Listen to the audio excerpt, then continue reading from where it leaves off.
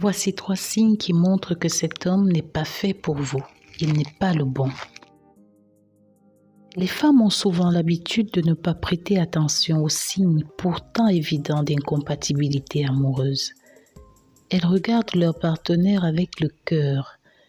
Elles interprètent leurs propres émotions comme étant de l'amour et projettent leurs rêves sur la relation. Il y a pourtant des moyens très simples de savoir si cet homme est fait pour vous ou pas. Premièrement, votre physique. Ne vous y trompez pas, ce n'est pas une question d'argent. Mais quand vous êtes avec le bon, vous rayonnez. C'est la raison pour laquelle il y a des femmes qui vivent avec des hommes très riches, mais elles n'ont pas ce petit truc qui nous fait toutes crier « waouh ».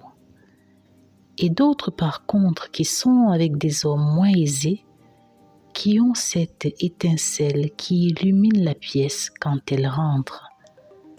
L'un des moyens le plus sûrs de savoir si vous rayonnez à ses côtés est d'écouter ce que les gens, votre famille, vos amis, disent sur vous. S'ils vous complimentent, c'est bon signe. Mais s'ils sont silencieux, ou pire encore, s'ils disent que vous avez palmine, ce n'est pas bon du tout pour vous. Deuxièmement, votre confiance en soi. Votre compagnon devrait être votre meilleur accessoire quand vous sortez, de telle sorte que vous devez être capable de dire que depuis votre rencontre, vous avez gagné en assurance. Alors si au contraire, vos peurs se sont accentuées dans cette relation, vous devez vous poser les bonnes questions. Parce qu'un homme qui vous aime vous valorise.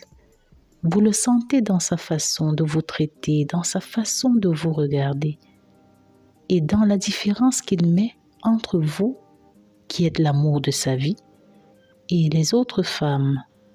Et il n'en faut pas plus à une femme pour rehausser son estime personnelle.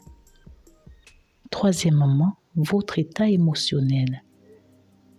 Plusieurs femmes disent qu'elles étaient plus heureuses avant, plus insouciantes. Un peu comme si la relation nous confère une certaine maturité qui va de pair avec la tristesse. À moins que vous soyez en couple uniquement pour ne pas être seul ou pour faire plaisir à vos parents. Vous devez savoir qu'une relation amoureuse doit forcément être épanouissante. Sinon, elle n'en est pas une. Alors si la vôtre vous a enlevé une partie de votre joie de vivre, il est toujours temps de quitter cet enfer avant qu'il ne vous engloutisse vivante.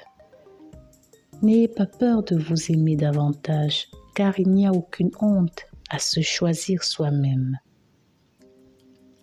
Et surtout, tout ce que vous faites, faites-le par amour.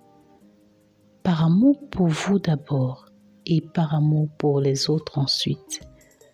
Quant à moi, vous le savez déjà, je vous aime, je vous aime, je vous aime.